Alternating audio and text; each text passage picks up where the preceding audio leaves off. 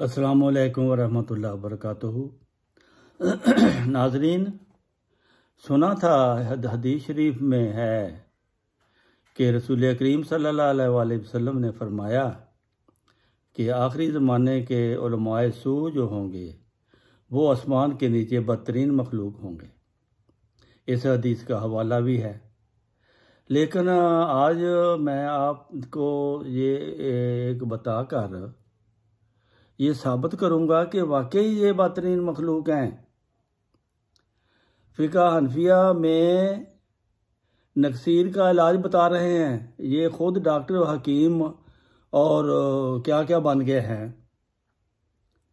کہ کہتے ہیں کہ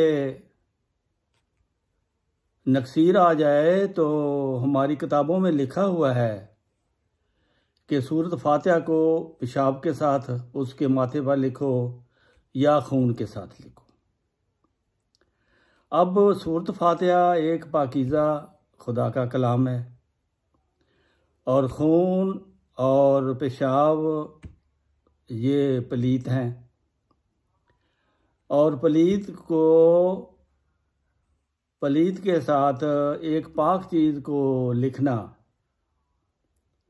یہ شیطانی کام کے علاوہ تو کوئی کام ہو نہیں سکتا، کیونکہ رحمان نے تو نہ رسول کریم نے کسی حدیث میں اس کا انہوں نے حوالہ دیا ہے، نہ قرآن کا حوالہ دیا ہے، اپنی کتابوں سے وہ یہ پیش کرتے ہیں جو سراسر ظلم عظیم ہے۔ اور دوسرے جو دیوبند والے ہیں وہ اپنی کتابوں کا حوالہ دیتے ہیں کہ ماں کے ساتھ بھی نکاح جائز ہے، حالانکہ قرآن نے ماؤں کو حرام قرار دیا ہے۔ قرآن کی کریم کی صورت پڑھ کر دیکھو، جہاں جن عورتوں کو حرام قرار دیا ہے اس میں ماں کا نام بھی ہے، یہ مائیں بھی تو ان پر حرام ہیں، اور یہ کہتے ہیں کہ ماں کے ساتھ نکاح کرو اور پھر جو مرضی عیاشی کرو۔ تو یہ چیزیں بتا رہی ہیں کہ یہ سب شیطانی فعل ہیں، اور بدترین مخلوق ہی اس قسم کے فیصلے کر سکتی ہے۔ فتاویہ میں مسئلہ لکھا ہے، لو رعف فکتب الفاتحة بالدم على جبهته وانفه جاز للاستشفاء وبالبول ایضا۔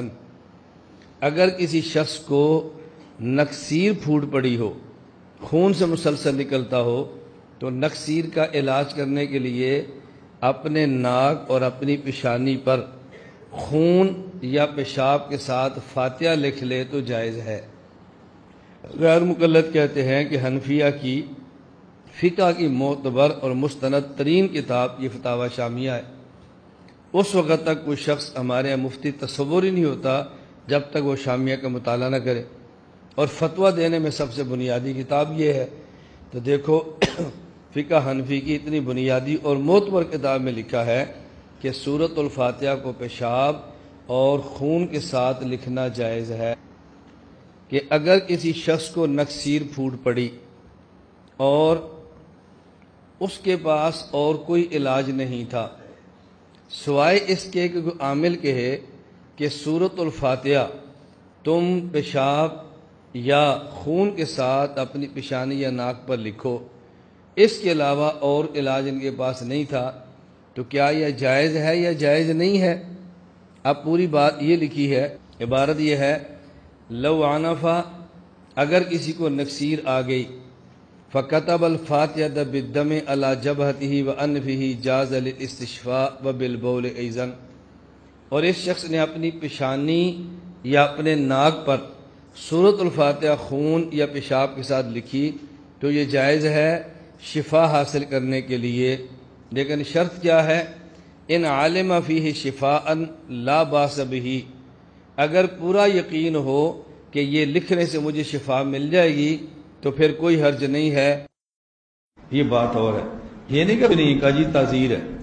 تو امام ابو حنیفہ رحمۃ اللہ علیہ فرماتے ہیں اگر کوئی شخص اپنی والدہ سے نکاح کرے اور پھر اس سے ہم بستری کرے، اس پر حد نہیں ہے۔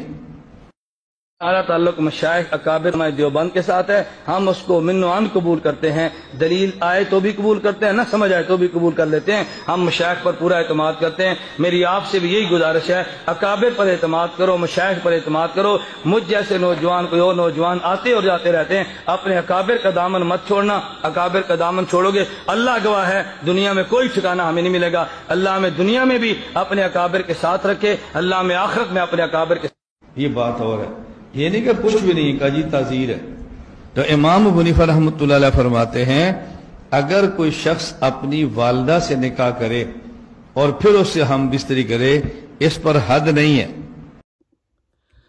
اب آپ نے سنا دونوں جو مسلک ہیں، دیوبندی اور حنفی، دونوں کے مسلک کو آپ نے سنا ہے، اور کتنا گند ہے دونوں مسلکوں میں، اور یہ گند سراسر قرآن کریم اور حدیث کے خلاف ہے، اللہ تعالیٰ اور رسول کی منشا کے خلاف ہے۔